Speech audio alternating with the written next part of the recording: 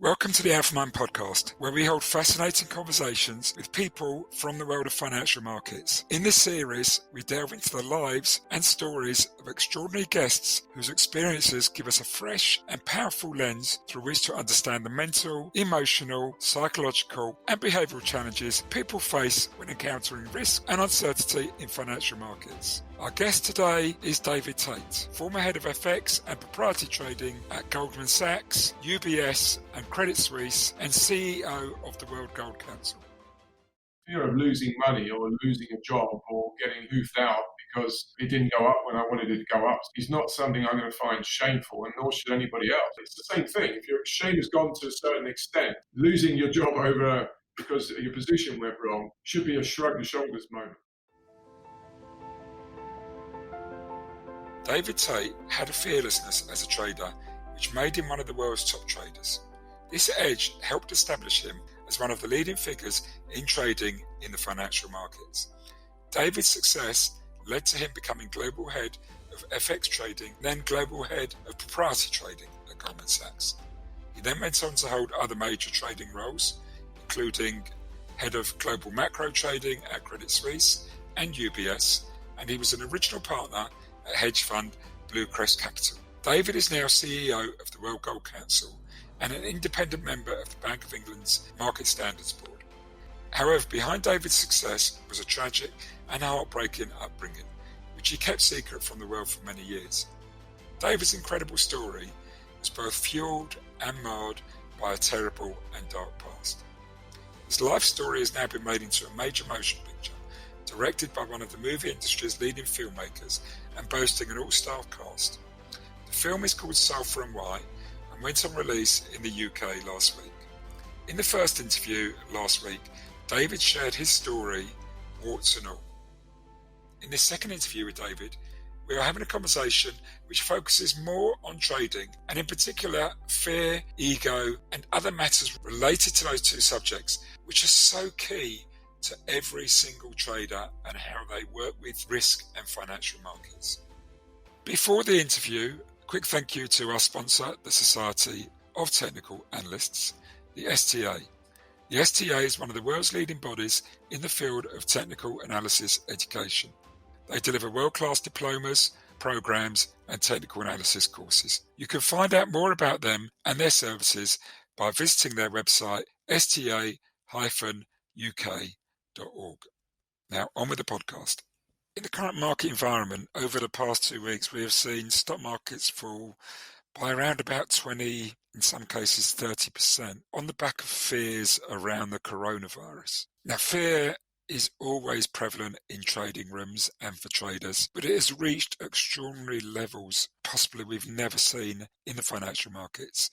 And I started in 1987. My first month of trading was actually October 1987. So it was a time of extraordinary fear. And we seem to be going through those times again, although that fear is extended well beyond the financial markets right now. So I started asking David and talking to David about fear. And this became the first thing I asked him about. Yeah, I think that's interesting. I think fear, in trading rooms, to be honest, there's, especially as time went by, I remember there being the introduction of various types of coaches. And I believe that was more prevalent in the hedge fund community. It seemed to be around about the birth of the prevalent hedge funds that happened. When I think I remember a book called Market Wizards, I think.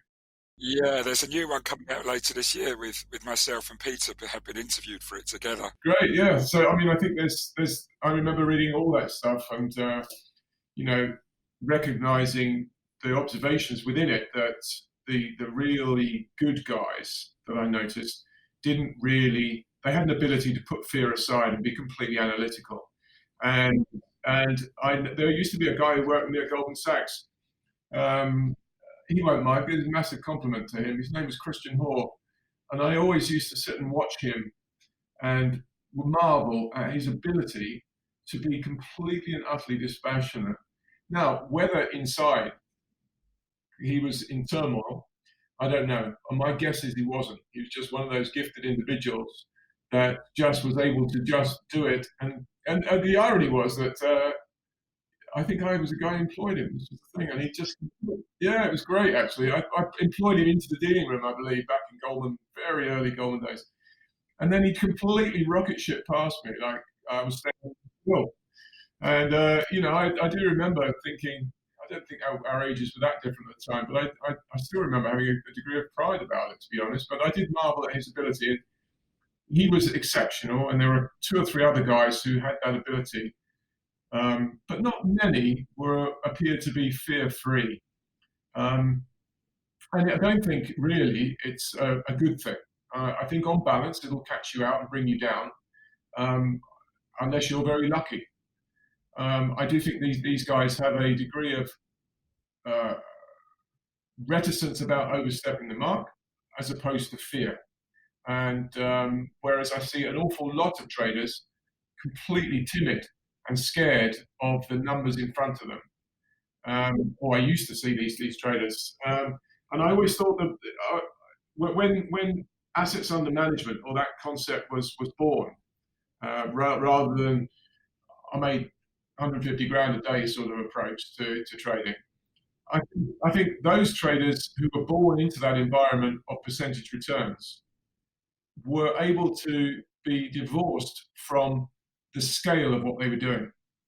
So I think that in the latter years, when you came into, for instance, a hedge fund and you were given $100 million and you expected to make a 10% return, you looked upon it not in notional terms, but in percentage return terms. And I do think that it became a bit easier to do. I'm not belittling the trading at all. I'm just saying that your idea of what you were playing with was diminished by the percentage return idea. Whereas back in the day, when we first started, it was pounds, pennies, and pence. And you'd walk in there and suddenly you'd be slinging around 50 million, 100 million, this and everything. And the relation between your own life and what you were doing held a lot of people back because it was real money. It felt like real money.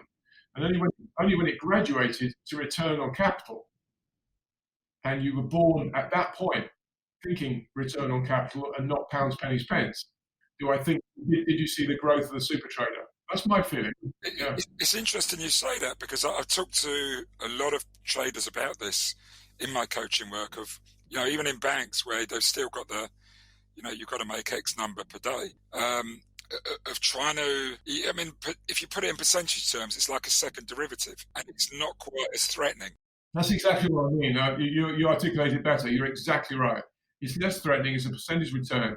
And if you started your career in that mindset, you were able to ramp up your risk a lot quicker, it seemed to me. And so I remember this. I could be wrong here, but I remember Chris Rockos. I always had immense respect for. Remarkable chap. And he worked for Alan Howard, and I believe, and I could be wrong on this again, but so please qualify it with, I was told that he developed this tool which was a VAR optimizer. So there was never any point when if he could squeeze one more contract into his position, somehow wedge it in, he'd do that. And I always thought that was a remarkable mindset. And he's gone on to billionaire, whatever. And I was just incredible talent, amazing brain, amazing talent, amazing personality. But I always marveled at his complete and utter optimizing the job mentality, and that was all returns as opposed to dollar based. It was returns based. And I always thought that was his edge. I'm probably wrong, but that was my perception. Yeah, but I think you are, because there's an individual who's a private trader I coach, who I actually think is on a journey towards becoming a hedge fund manager. He's a really talented individual. And he went through this journey of learning the business, being mentored by someone, starting small, and he's achieved great success in a short space of time.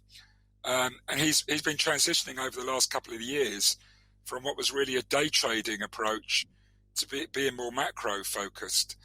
And I've been working with him on that journey. And one of the things I said to him was, if you can try and think in terms of percentages rather than actual amounts, it becomes slightly easier to divorce that fear and ego connected to the number. I mean, a lot of people are really messed up by looking at their P&L number. It used to happen to me is, I had a trade idea on, it would be going really well, and then I'd look, it's up X number of thousands, and suddenly seeing that, I want to take that, I don't want to lose that. Because you translate it into real money. Yeah, and it completely screws the plan you had. Exactly right. Yeah. Which was nothing to do with that. Yeah. I know. And that means, I think for people, it's, money is so personal, and one of the things I do is I sometimes explore with people their relationship with money, because it's it's at the very core. And we talk about fear and ego. We talk about money as if it's something that is not real, but it's life and death. It's money it's food on the table. Yeah. It's a roof over our heads. It's respect. I had a trader once crying to me on the phone because he's run into this negative period and he's not making money and he's worried his wife's going to leave him. And it's all down to money at the center of it. Mm-hmm. And it becomes so focused on the money and the fear of what not having it would mean, that it dominated his mindset to the point that he was no longer putting on the risk or managing the risk optimally. And it's really interesting when you talk about that word optimal and optimization, and you talk about the guy at Goldman Sachs who you employed, Christian. You said he kind of almost had an optimal mindset. Yeah, he had the most ridiculously good-looking guy, which was really annoying too. And I'm glad I didn't know that. Yeah, but he had an amazing personality, completely laid back. I used to, in a funny, crazy man love sort of way, I used to think, God, I wish I could be like him. But he had this amazing laid back attitude, very smart, perceptive, well-read, was able to have multiple positions in different markets, saw the matrix in his own mind. I was one-dimensional. I could do one thing at a time, barely well, but he was just stunning. And but he had a mindset, and he thought, I believe he thought in terms of returns. He thought in percentage returns early on.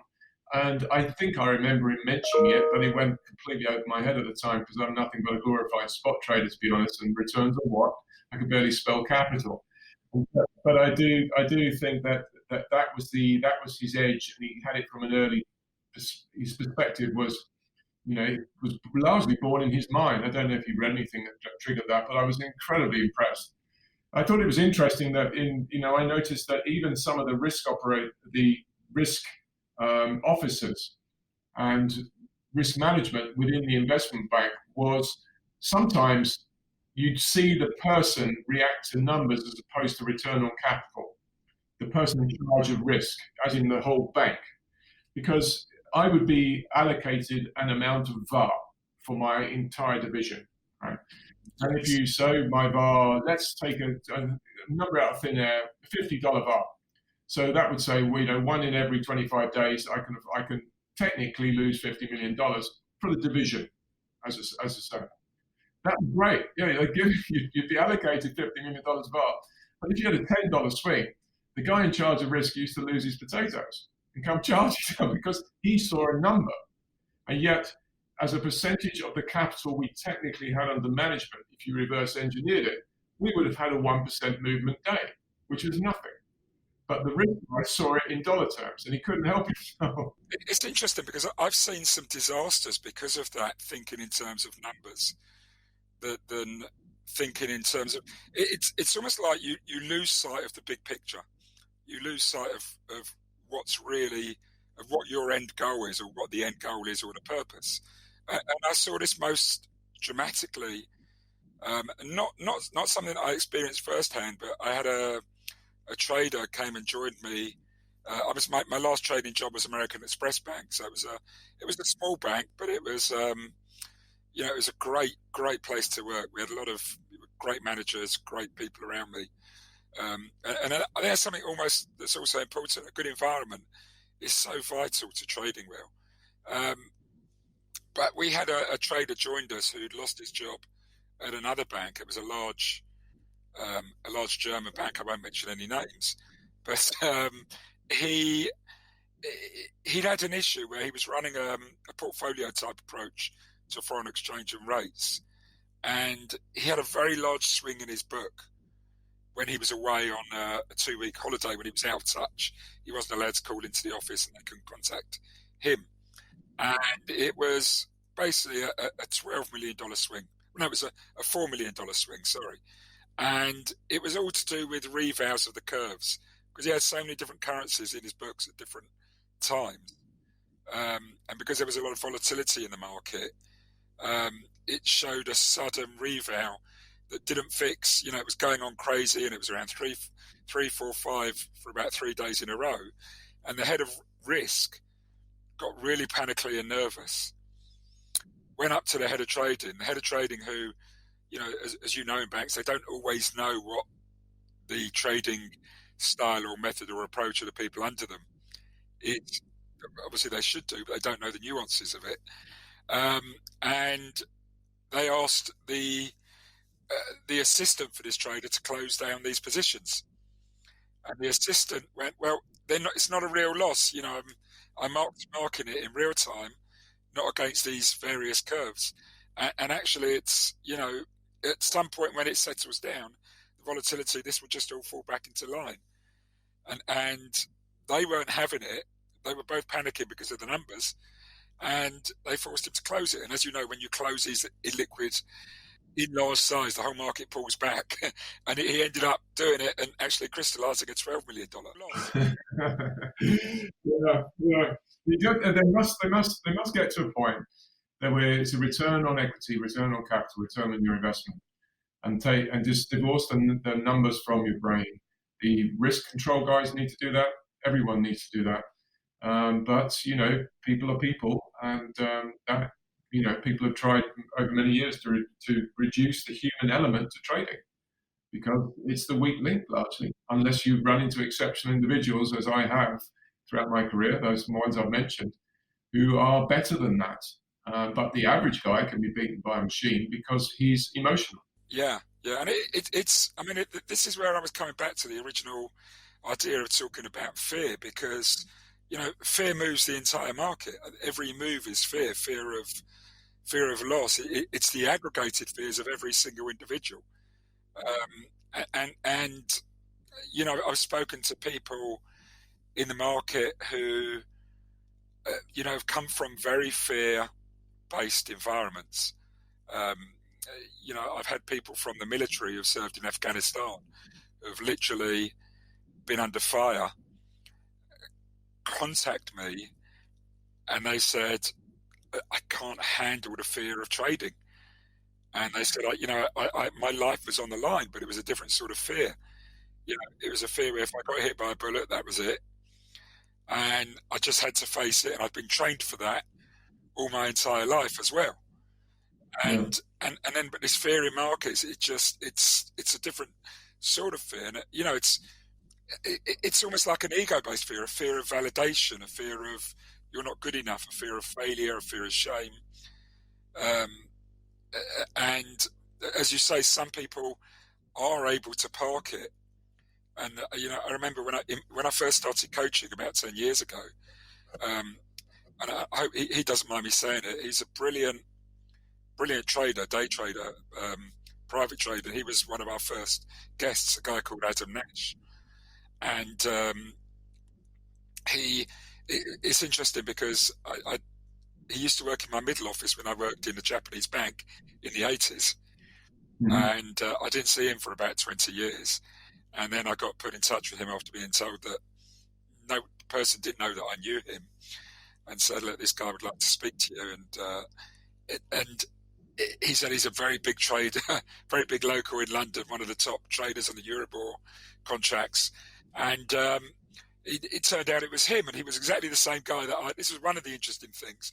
He was exactly the same guy that he was when he worked in my middle office. He hadn't changed, money hadn't changed him. And he was, and I worked with him and had some meetings with him. And it was one of the things that jumped out at me was that he was completely comfortable in his own skin. And and he said, I'm not a smart guy, I'm not an intelligent guy, I didn't go to the best schools, and but he said in his interview that during exams when other people would be petrified by fear, he never had any fear. It was just you do what you have to do. So maybe it was part of him, and he was sort of made for this world. Yeah, and that's exactly right. I mean, when I when I went round to Goldman back in the year dot, to be honest, Yeah, it was to set up a spot trading back in, I think it was 84, 5. And it was just me and a friend, a guy sitting on a Reuters, projecting to the world that we were the biggest thing on the planet. And I had to do that through force of personality. These were the days when that counted. yeah. Now obviously you can't do that, but those were the days where I'd get 15 calls out of 50, demolish the market, scream it down, and then buy all the way back up again, that sort of thing. And I remember Keith Dack at Bankers and Mark Howard at Co, and the three of us bashed each other around all day. But when I moved on to the proprietary desk, the thing that gave me my ability, I believe, gave me my ability to do that spot trading was the fact that I really didn't because of the virtue of my history, I didn't really worry. I just did it.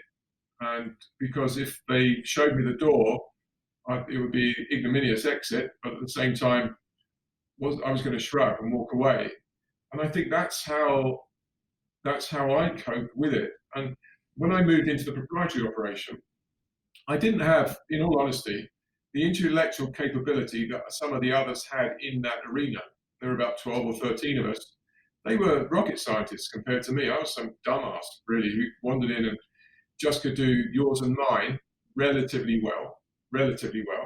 And but the difference between, say, a Christian and me was that he had a far superior intellect and he had an ability to be dispassionate.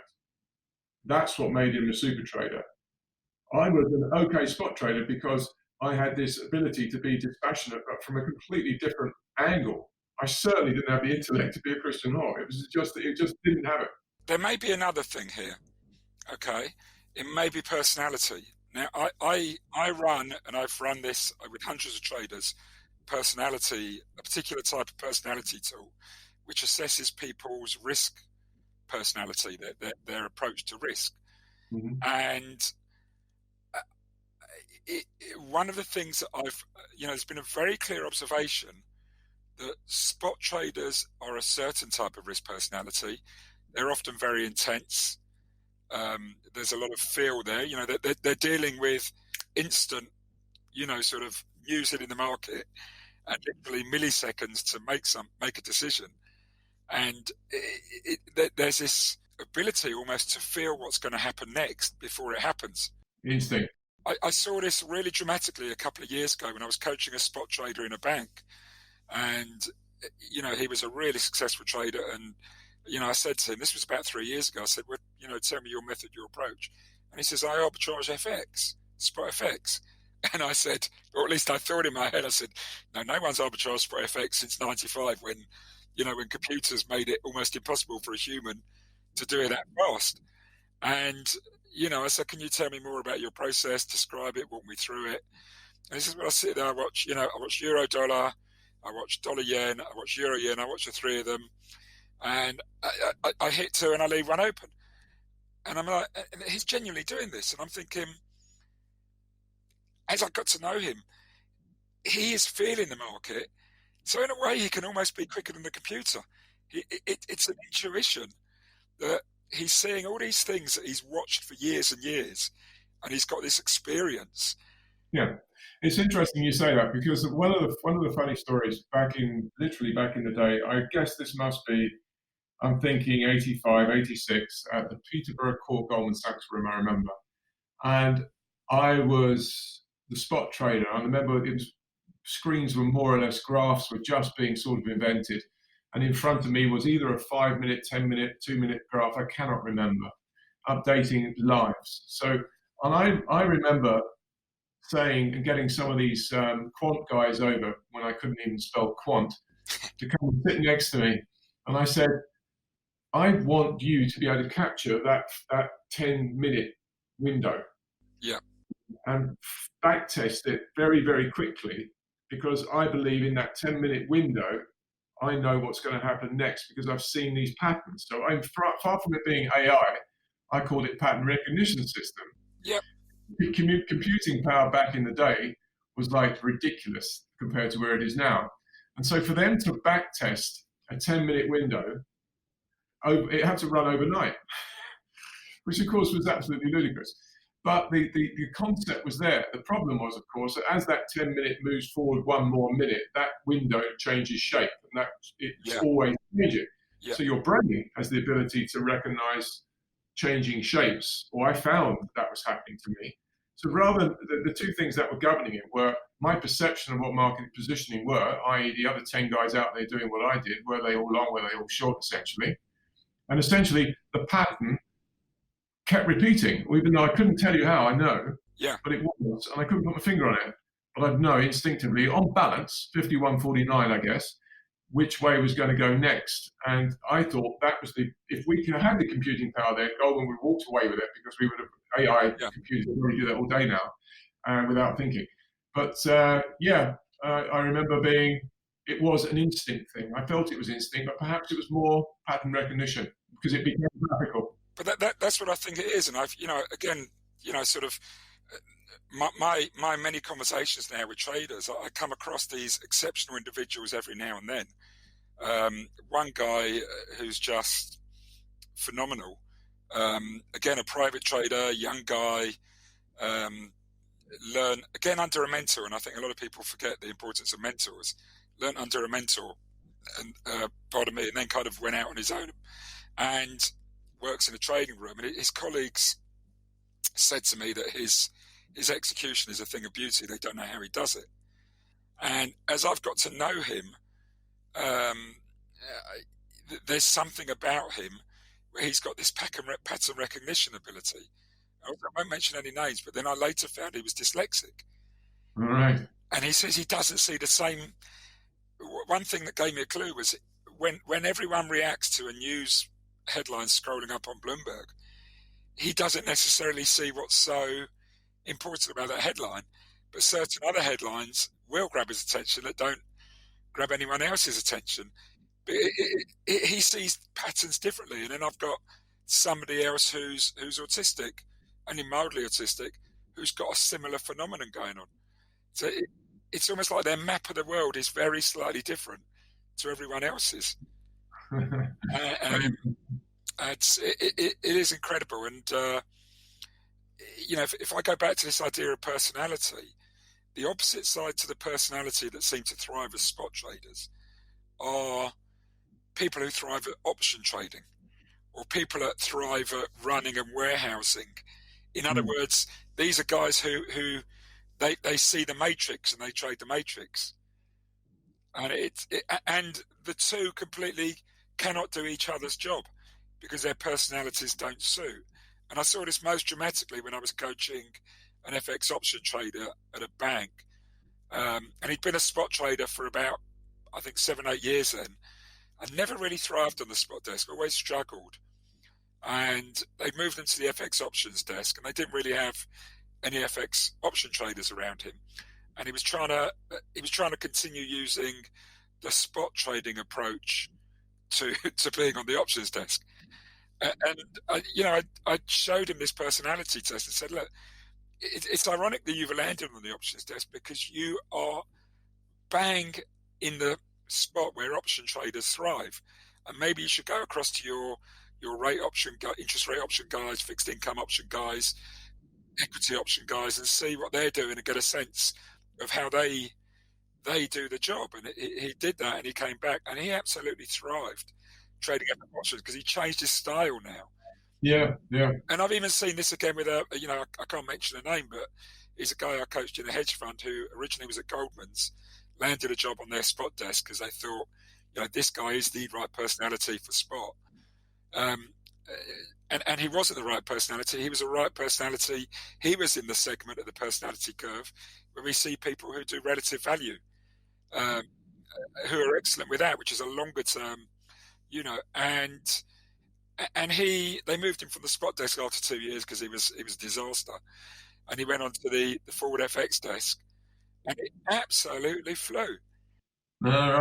And it was that difference, that nuance, that these different personalities almost seem to have almost a different way of processing the world. And it's interesting because, I've not yet met a personality type that can't thrive in trading. But the most important thing is that they're working in a way and with a system and an approach which suits their personality. If they're not, they're just fighting themselves. And this is where this kind of being in your own skin. Yeah. You've got to find that place. Yeah. Be comfortable with it. Yeah. And then this is where, fear almost becomes less of an issue. It's never not there. No. But it's easier to park it and relegate it because you're comfortable where you are. And I don't know if this is the answer, but, I've had so many conversations that point this way. I think it's good to, if I was able to spot, I think in the current risk management and regulatory environment, if I spotted someone, if I had the ability to spot someone who was like autistically fearless, I'd be worried that I'd be the first person on my risk report every single day. At the same time, if your job as a manager is to optimize the VAR and the risk that you're allocated centrally, provided everybody's tolerant of that. I rarely found the fact that the VAR I was allocated, anybody was tolerant of. That's the irony, was there was always someone freaking out about it. But that notwithstanding, if I had someone and I gave them, $5 or $10 of VAR to go trade, and they used $10 of VAR, my mouth was well shut. I would watch the manner in which and how often they used it, or whether they were flat out VAR 365 days a year. That's suboptimal. But if they entered the market and expressed themselves aggressively and then withdrew and took money off the table, and the manner in which they accumulated their P&L, then I'd be completely at liberty to let them run and allocate them more VAR if I saw the manner in which they were trading was commensurate with that VAR, so to speak. But my job was to keep my mouth shut within the risk limits as best I could, because otherwise, there's nothing worse than the boss coming up behind a trader and sucking between his teeth, going, "You long." At that point, the trader has to get out of the trade. Zero-sum game. We're just interrupting the podcast at this point. You may be hearing the term VAR. VAR, or value at risk, is a term used in financial market businesses to determine the likelihood of losing a certain amount of money over a certain period of time, given a certain amount of trading risk to a certain degree of probability. In a bank or hedge fund, a trader or portfolio manager will be given an allocation of VAR, which limits the amount of trading risk they can put on. Before we go back to the podcast, a quick thank you to the Society of Technical Analysts, who this podcast is produced in association with. The Society of Technical Analysts, the STA, are one of the world's leading bodies for the promotion of education and research into the field of technical analysis. You can find out more about their outstanding diploma programs, which are delivered at some of the world's leading academic institutions, or their home study courses by going to their website, sta-uk.org. Now back to the podcast. It's interesting because different trader styles will utilize VAR, or for the audience who aren't familiar with that, that in other words, it's a form of risk measurement, or how much risk you can allocate to something. I when I was a trader, had 95% of the time very low VAR utilization, so probably 10-15%, and I was using that more or less to fish around in the market to try and find spots of value. And then when I would find those spots of value, I would start ranking up the VAR, and I'd look for very quick risk that I could have on for a week or two, and I'd go full VAR 100% at that point. And in fact, sometimes I'd ask if I could have more VAR. Then exit, and in that way you improve your Sharpe ratio. So if you keep VAR all the time, the chances of having a high Sharpe ratio are pretty minimal. Well, yeah, I had a high Sharpe ratio because although I worked in a bank, I adopted that percentage returns approach. I just for the way I worked, so that I was always thinking, return on the amount of, in other words, what they gave me, I redefined as a capital usage. And, at times I would, my manager would be frustrated, Steve, you're just not using enough of your VAR. And I would say, listen, my method or approach, if I'm putting it on, I don't, I don't need it or I don't want it at that point. It doesn't suit my method. It's, and I had to kind of explain my method and approach so that they understood why I worked in that way. And I said, look, you could give that VAR to someone else when I'm not using it if you want. But there will be a time where I need, and I don't know when that is. Yeah. I've lived through all that. I totally understand. But if I could come back to that idea of fear, because obviously, your relationship with fear seems very much shaped by your experiences and your background, which we spoke about at the in our last podcast. I'd love to know a little bit about the different type of fear you've faced, because as you say, part of your backstory meant that you were constantly trying to, you had this hyper action. You drove fast cars, as you said, very badly. You took on lots of dangerous activities. And part of that was the drive, it seemed, from your situation. You climbed for Everest 5 times. You climbed K2 as well. I tried. We got to 7,500 meters, but we were beaten back by bad weather. But yeah. Okay, which I gather they called a savage mountain. Yeah, ironically we fell because it was too hot. You've got to laugh. I recently read the book I don't know if you've read the book, The Fear Bubble, by Ant Middleton. No, I haven't. No, I know Ant Middleton, yeah, but no, I don't. Book. Yeah. Okay, so it's an extraordinary book, and I was actually recommended it by one of my hedge fund clients. Said, you've got to read this, Steve. And I consumed it. It was a brilliant book, and he talks about fear and how to control it, where it comes from, different types of fear, and for him, as a special forces soldier, he was in Iraq and walking into leading, he was the point man for groups and walking into ambushes, etc., and with a very high chance of dying, yet he had to do his job. And it was also about the whole book is built around his ascent of Everest. He climbed Everest. Oh, did he? Yes, just because he felt he had to. And it's the last chapter of the book, and I won't spoil it for anyone, is one of the most extraordinary chapters I've read, because he said that the journey down was even more challenging than the journey up, which many people apparently don't realise. Yeah, coming down was 85% of the effort seems to be coming down. I mean, that's my memory. I mean, you go up, you're focused, your angle, you're leaning into the mountain, you're consistent, your breathing rhythm is better. And when you're coming down, of course, you're facing out from the mountain, you're putting immense pressure on other parts of your leg coming down. You're unbalanced, you don't have a chance to stabilize, and you're unbelievably tired and dehydrated as well. You combine those things, most people, I believe, die coming down. Yeah, well, he at one point, he said that he thought that was it. There was adding to it, there was actually a queue, and he had to wait for potentially up to 2 hours, and they'd run out of oxygen. Yeah, and the guy with the oxygen tanks wasn't reaching them. Yeah. So he thought that was it, and it's an incredible story, and some of the stories of the people around you that he's relating as well.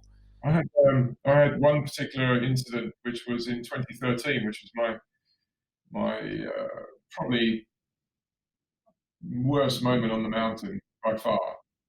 I've lost a lot of friends. I mean, now there's very few of us left who were doing this in 2005, which was interesting, but as an aside. But this particular year, we were going through the icefall pre the summit attempt. So we were going higher each day, then coming back down, going higher each day, coming back down. And we were going through a place, there were 6 of us, and I was the second from the last. And behind me, there's a lady from Swiss TV, believe it or not, a mountain guide filming me with a Sherpa. I don't know why she chose me. She's just like wandering along behind me with the camera. And ahead of me, there were 3 or 4 other mountain guides. And because I've been there so long, I'm hanging out with these guys, that's all. And suddenly I had Jimi Hendrix in one ear, in one headphone. And luckily I had one headphone in. And suddenly I heard someone at the front scream, "Something run." And I heard this roar, and I looked up to my left, and about 150 meters, 200 meters above me, a huge serac had broken away. So far from it being an avalanche, typical avalanche you think of as soft snow, this was essentially like an ice fall or a rock fall coming towards you, huge, just this mountain coming down the mountain at me. And I took, we were about knee-deep snow, and I took 2 steps to try and get out of the way of it. Ridiculous. It's instinctive. You try and run, but you can't run even if even if there's no snow. And then suddenly I looked to my side, and it was upon me. And I dived to the ground, and I stuck my head behind a lump of ice that was in front of me. I put my hands over my face, and then this cannoned into me from the side, from the left side. And it spun me round, and I felt this enormous blow on the top of my head, which was from, luckily I was wearing a helmet, first time ever, bizarrely, first time ever. My shoulder came out of joint, I felt that. And so then something hit me in the small of my back, and then something hit me in my calf. But I didn't know it was my calf at the time. It was so painful. I swore I'd broken my leg.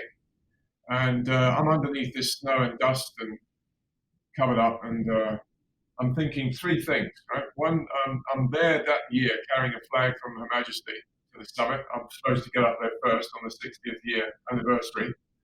And I've got this flag in my bag, and I've got to be the first guy on the top this year. So no pressure. And so underneath the snow, I'm thinking to myself, oh my God, Her Majesty's going to be so pissed with me. Oh no. And I'm thinking, oh, and I've broken my leg.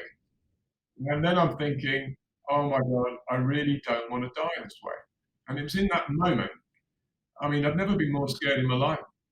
I was utterly terrified. And it's only when something like that happens, I mean, you think you're scared, right? I mean, you imagine being scared at a parachute jump or a scare on the roads or whatever it is, and you go a little jump. You're not scared. You don't know what scared is. I've been scared. I was crying like a 5-year-old girl under there. I was. Nothing, I couldn't get out, and I stood up eventually. It only covered me a little bit, and I stood up out of this thing just as someone took a shot at me. But as it's coming towards you, your whole life literally flashes in front of you. That expression is true. You see your life as a bit of a collage, like a giant flash. You see a billion pictures in one go, and you know you're seeing everything that's important to you in that moment. Anyway, I stood up. My leg was killing me. My arm had gone back in, I think, and they marched me down the mountain. Very difficult to move my leg. And when I got down to the bottom, all good. I was jacked up with every drug they had in base camp at the time. They strapped my shoulder up. That didn't hurt too bad. And my back ached a bit, but my leg went black. And luckily, these giant boots that you wear on the mountain are very restrictive. You walk a bit like Frankenstein in them. And so I couldn't take the boot off. If I took the boot off, I couldn't. My leg was in agony. It doubled in size. But when I wore the boots, I was good. So anyway, 3 days later, literally 3 days later, Russell Price, the expedition leader, comes over to me, and he says, "David, right, it's like this. There's a 4-hour summit weather window 3 days away, and that's how precise the weather prediction is." He says, "You can go for that, or you can wait 2 weeks, because that's the next weather window. That's what it's like up there." And I called my wife, and I said, she knew I'd been bashed around a bit.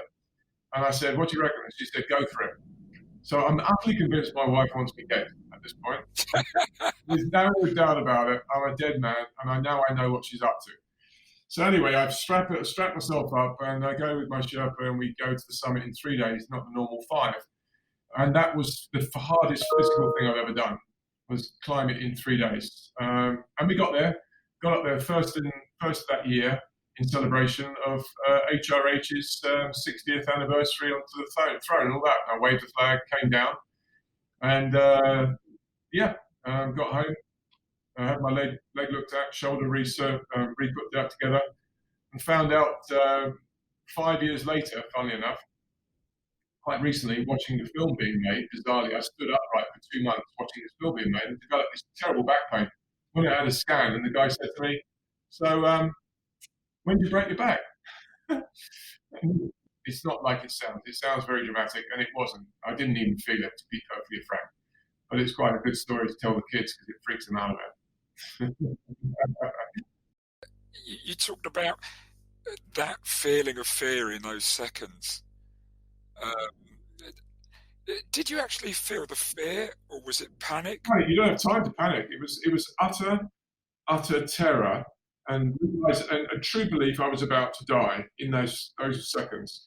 I think it's the way someone must feel the moment there's some of these hideous stuff you see. The moment the guy points the gun at you and you know he's going to pull the trigger, you know, you can imagine what that horrible moment must feel like. That's how I think it felt. I don't think I'd feel any different if you pulled out a gun and I went, "Oh God, this is it." It was a this is it moment, and it's a unique feeling. And I was lucky enough to get through it. What I forgot to tell you, what was funny in a peculiar way, was that the Swiss lady behind me, she was bundled into a crevasse, still on the rope by her Sherpa, who saw the rockfall coming. Of course, she'd been filming through the camera. She hadn't seen the rockfall coming. So suddenly she's launched into space by the Sherpa, who had seen it, to protect her. Of course, she wasn't too impressed by that. When she got out, I've never heard so many swear words in Swiss. Poor guy. It was so funny. Well, it wasn't funny. It was not at the time. It wasn't. Now you can laugh. Yeah. Wow. I mean, I'm sitting here in the, in the study of my house and thinking, just climbing Mount Everest. I've got this ambition to walk up. I know it's not climb, walk up Kilimanjaro. And I love walking. I love getting out in the open and doing that. But what you did is just. I couldn't even envisage it. I've got a lot of friends who have gone to, they've done visits to various base camps. That's a big thing. I was thinking about what drives you and your backstory, and I've got another ex-client. She was an amazing trader as well. She worked for banks, and she was also abused as a child, which is what we're getting back to this topic. And I'm not going to obviously be very careful to mention her name, but she would do things like what you did. And I remember, when she told me she had 2 young children and she just resigned her job, 2 babies, literally put them in backpacks on her back, flew to Nepal, walked up to base camp, and went on a hike through the Himalayas. And it's almost like she's got this dangerous. I wouldn't call it dangerous, if you don't mind. I would say it's more, you've been to such a bad place that you don't find anything intimidating. That's probably a better way of describing it. She is willing to accept things that other people might find intimidating because she's been to such a place, and she laughs at the fear that others have. And in a funny way, that's exactly how I feel.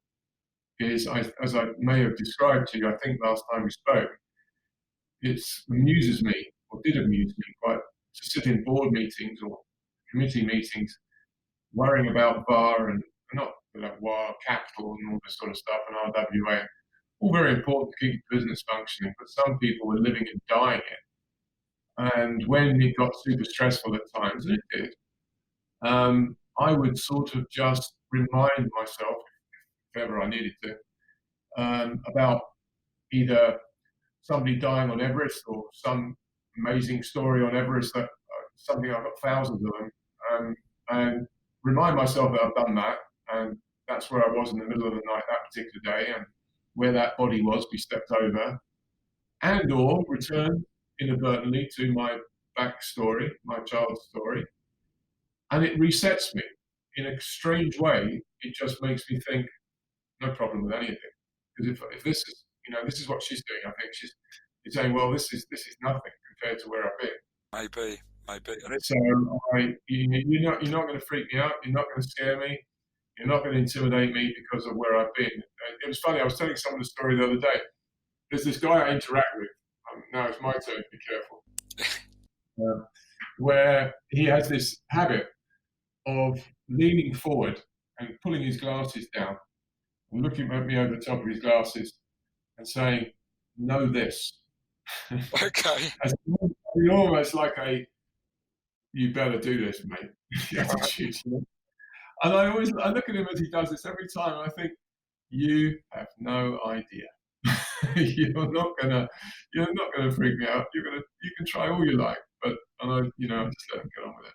It's fun. It's interesting because we talked about that at the end of our first podcast. Is kind of, are you ever in situations where things that are really important to other people just don't resonate with you because this just is nothing. You're building it up into something, and really it's nothing.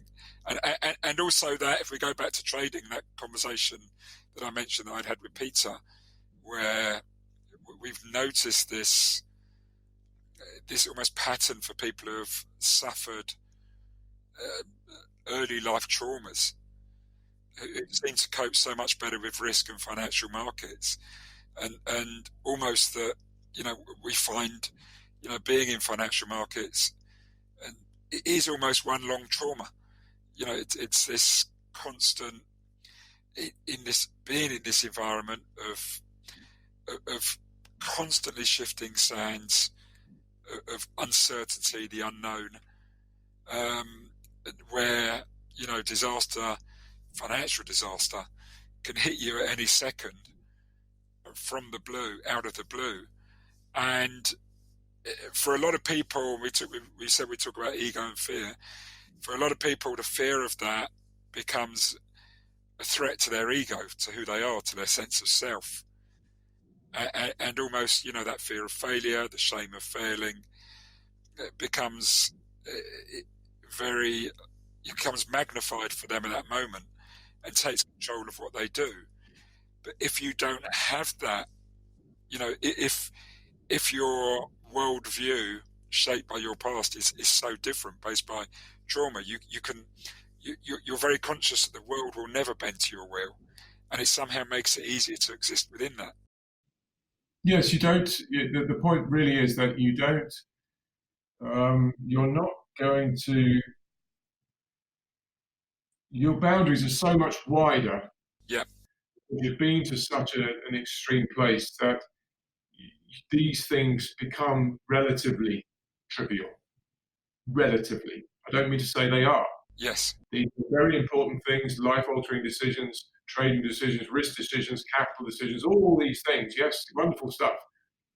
But if that is the be-all and end-all of your life, and your life depends on that, emotionally and in your brain, you're going to be driven by it. You're going to suffer because you're going to worry about it all day long.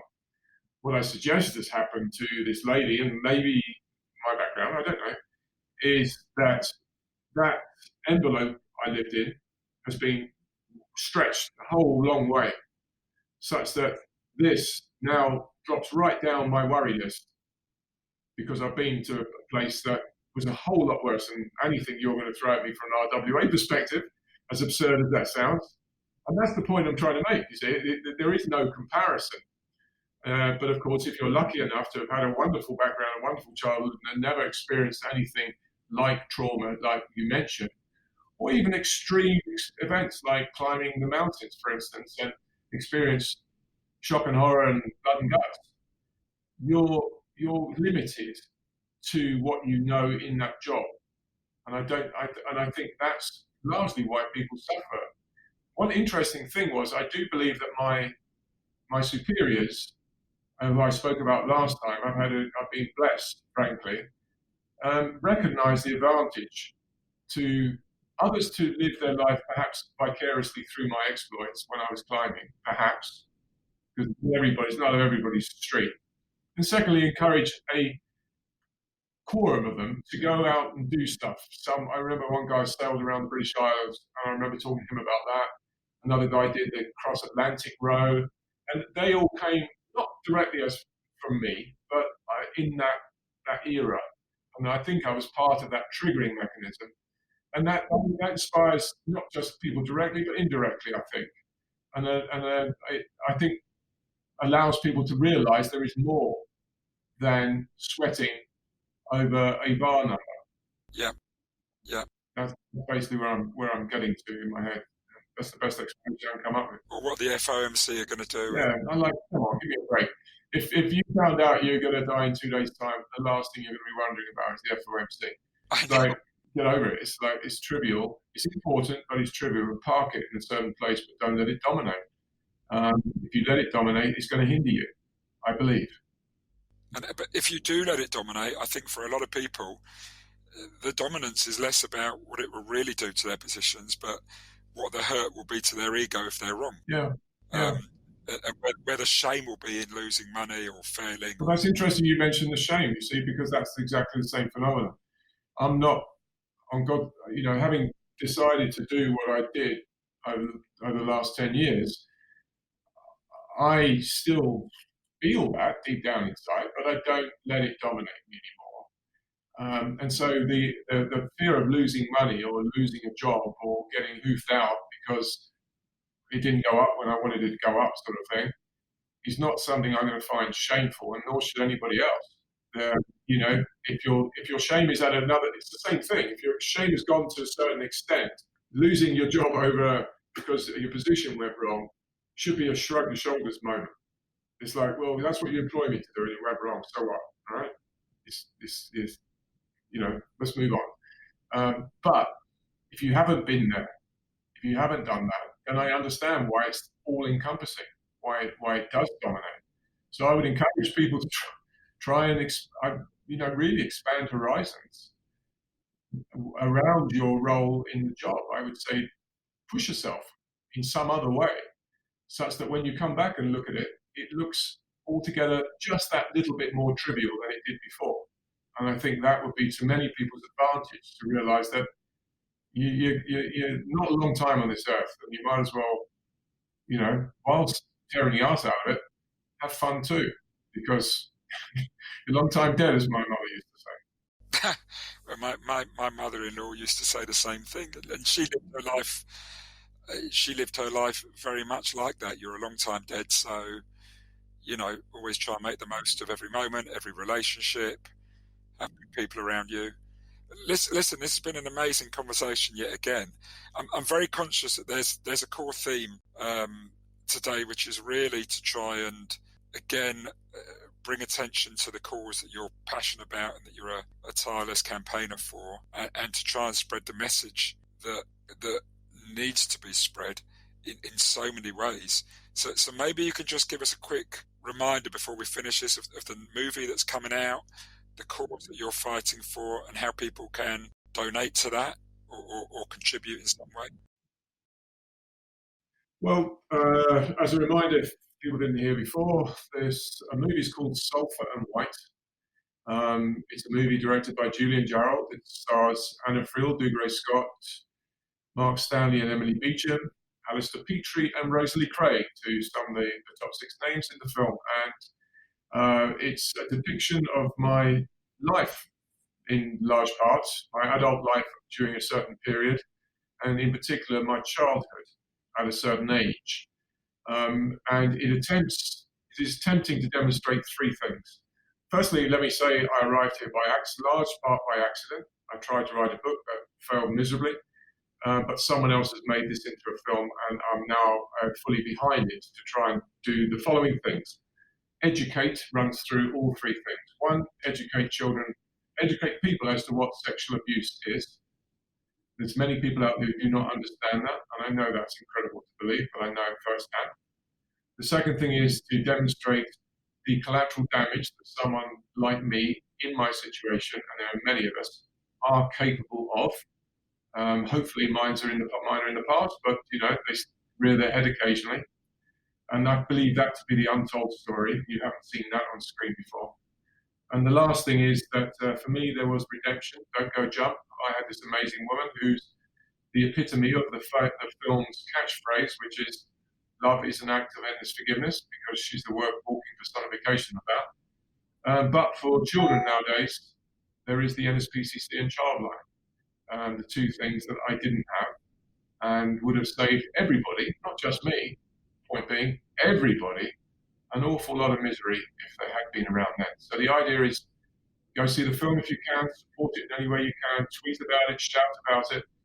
And I hope to turn it into a bit of a beautiful global phenomenon if I'm super lucky, and make it a defining moment in people's understanding of child sexual abuse. That's it in a nutshell. A huge thank you to David Tait for this week's and also last week's incredible interviews. If you have been enjoying the podcast, we would be delighted if you could go onto iTunes or any of the other services you use and write a review or post a rating. This helps raise awareness of the podcast. We have also had a number of inquiries in recent weeks from listeners about the AlphaMind Trader Performance Coaching Program. This is a one-to-one coaching program which helps people develop the mental, emotional, behavioural and psychological skills needed to succeed in the financial markets. We have delivered this program over the past decade to traders and portfolio managers in hedge funds, asset management firms, investment banks and energy and commodity trading businesses, as well as to private and retail traders who have moved beyond the initial stages of trading development and looking to really develop and sharpen their edge. The program is delivered through our sister company, Alpha R Cubed. You can find out more about them by going onto their website, alpharcubed.com, or email info@alpharcubed and ask for more information on the AlphaMind Coaching Program. That's the word alpha, the letter R, and the word cubed, all as one word.com. If you wish to follow us on social media, we have an active Twitter account @AlphaMind101. You can also join our LinkedIn group and connect to myself, Stephen Goldstein, and to my co-host, Mark Randall. Finally, a huge thank you to our sponsor, the Society of Technical Analysts, the STA. The STA are one of the world's leading bodies for the promotion and advancement of technical analysis education. They run outstanding diploma programs delivered at some of the world's leading academic institutions and offer an outstanding home study course which is written by some of the leading figures from the world of technical analysis. To find out more about the STA, visit sta-uk.org. Thank you for listening to the AlphaMind podcast this week. We would like to wish you and all your loved ones the very best of health in these very difficult times.